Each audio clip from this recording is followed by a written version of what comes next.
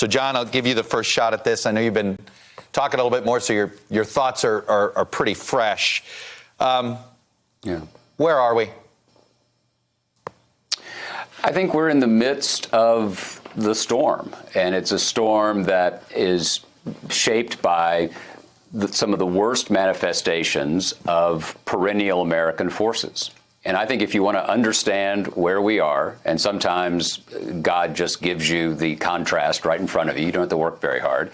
Contrast last night with the president's speech, the refusal to shake the hand of the Speaker of the House, and everything that brought him to that moment, and then contrast it with both what Senator Romney said today and what Senator Schumer said in a speech that I think people should read. It was a very astute speech about the human nature, and he admitted that we don't always get this right.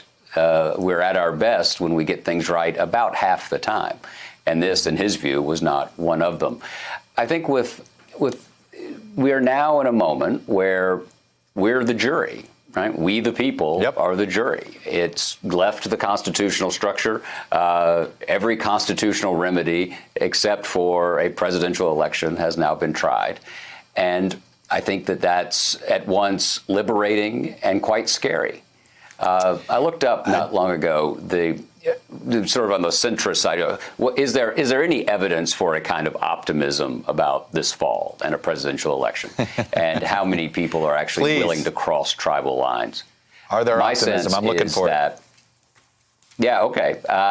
Is 9% of Democrats crossed the aisle to vote for George W. Bush in 2000. 14% of Republicans crossed the aisle to vote for Barack Obama in 2008.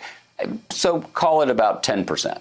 There are about 10% of folks, if they're in the right places, who could, in fact, at least nudge us toward being our better selves than our worse selves. But let's make no mistake.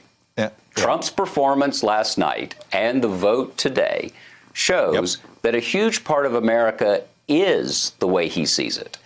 The task for people who don't believe we should be that is for us to push forward. Hello, YouTubers. If you're watching this, it means you've checked out our channel, so thank you. Now do me a favor, subscribe by clicking on that button down there. Click on any of the videos to watch the latest interviews and highlights from MTP Daily and MSNBC. You can get more Beat the Press content every morning in the First Read newsletter. If you're tired of content that you don't know anything about where it came from, you don't have to have that problem with us. NBC News, MSNBC, MTP, and the Meet the Press mindset right here for you on YouTube. Subscribe now.